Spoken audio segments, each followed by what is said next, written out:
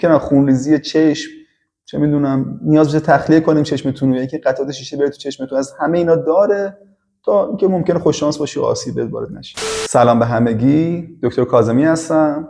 امروز قراره یه فیلم رو با هم بررسی کنیم، ببینیم ضربه‌ای که به هم میزنن واقعیت داره یا نه و اینکه به شدت اون ضربه امتیاز بدیم.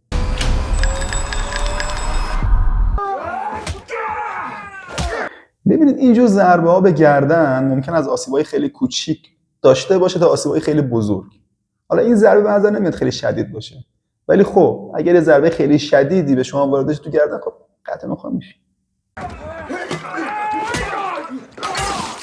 که این شیشه ای تو صورتت شکسته بشه، خب این اون قطعات شیشه ممکن از اون ضربه‌ای که به سرت وارد میشه، خب شیشه جسم سفت و محکمیه، ممکن از خونریزی چشم، چه میدونم نیاز بشه تخلیه کنیم چشمتون رو، یکی قطعات شیشه بره تو چشمتون، از همه اینا داره تا اینکه ممکنه خوش شانس باشی و آسیب وارد نشه.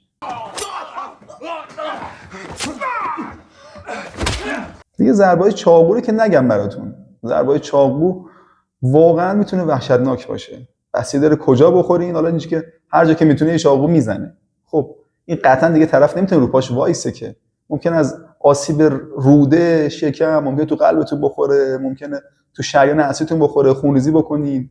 از 1001 اتفاق ممکنه براتون بیفته. یعنی چاقو خوردن چیزی که دیگه هر بلایی ممکنه سر شما بیاره. با یه لگد که آدم اینجوری شلاپن نمیشه. میگم لگد تهش میتونه یه آسیب احشایی و خونریزی داخلی بده که اونم به این زودی‌ها مشخص نمیشه. حالا ممکنه یه درد عضلانی شدید اون اول بده، نمیدونم یه شوکی به درد وارد بکنه، ولی اینکه باعث بشه شما بیفتی و دیگه داون بشی و نتونی حالا اون مبارزه یا هر چی ادامه بدی، این وجود نداره. این یه دونه دیگه نوبره. چاقو تو کمرت و درش بیاری، خب تو یه جسم تیزی، حالا به فرض اگه داخل بدنت هم بره که عفونت میکنی. یعنی اولین چیزی که شما رو میکشه، حالا اون خونریزی و اینا که بگذره، عفونته. یه چاقو یک کثافتی که معلومه کجا زده میکنه تو شکمت، انواع و اقسام میکروبا و عفونت میاره تو بدن شما. خب اولی که اصلا از عفونت اگر خونریزی هم نکنی از عفونت میمیری، ولی خب چاقو هم که بهت وارد میشه، خب تو پهلوت بخوره، کلیت پاره میشه، شکمت بخوره، رودت پاره میشه. یه چیز اورژانسیه، یعنی چیزی نیست که بشه وایسی وقت بذاری. قطعاً اگه اورژانس خودت نرسونی مردی.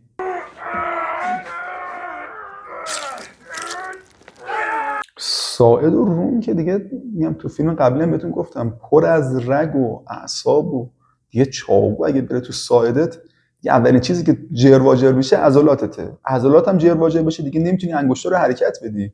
انگشت دست کلا یعنی دستت میفته، انگار اصلا اون دست رو نداری، دستت فلج میشه، همه اعصاب پاره میشه. خب اونم پاره بشه حسی نداری، اصلا تقریبا دستت باید قطع بشه. اگه شانس بیاری به موقع برسی به بیمارستان یا اون اندام قطع شده رو یا آسیب دیده رو به موقع ترمیم بکنی شاید، ولی احتمال اینکه اون اندام از دست بدی، دستت قطع بشه، دیگه نتونی با اون دست کار انجام بدی تو آینده، بالای 80%.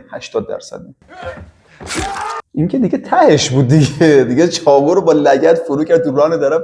این قطعاً شریان فمورالش پاره میشه. حالا نمیخوام تخصصی صحبت کنم براتون. این قطعاً دیگه طرف درجا باید اینجا بیفته و جون بده. این چه وضعشه؟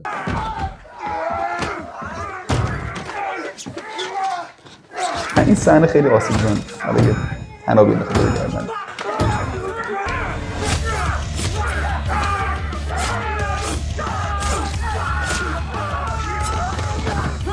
واقعا این ضربه‌هایی که میزنه تو دنیای واقعی اگر یکیش هم شما بخوری قطعا نمیتونی از جات بلند شی. این آسیبایی که راحت با چاقو میکنه تو سینه طرف مقابلش، طرف راستش داره راه میره، خب این ریه‌اش پاره میشه، کاملا اصلا درد بیچاره میشه. با چاقو راحت میخوابونه تو شکم طرف مقابلش. خب فیلم دیگه.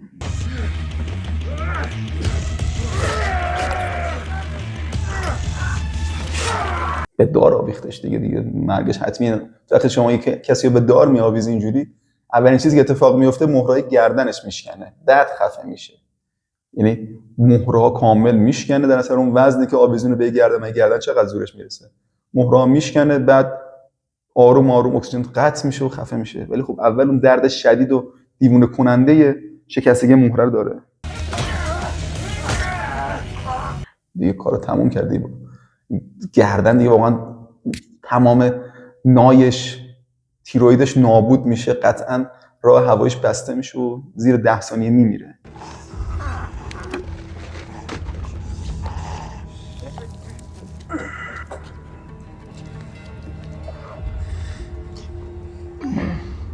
انگار کار پزشکی هم انجام داد.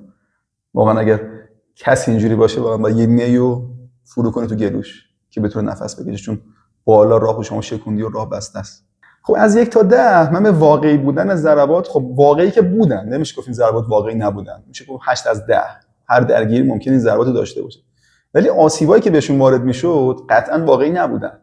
یعنی یکی از این کوچکترین آسیباش شما وارد شه اصلا نمیتونی ادامه بدی، قطعا خونریزی شدید باید همون موقع بری اورژانس. به واقعی بودنش من 3 از 10 میدم، چون خیلی از آسیباش واقعا شدید بود و فرد بلند میشد دوباره ادامه میداد که این غیر ممکنه. ولی خب جذابیت بصری داشت.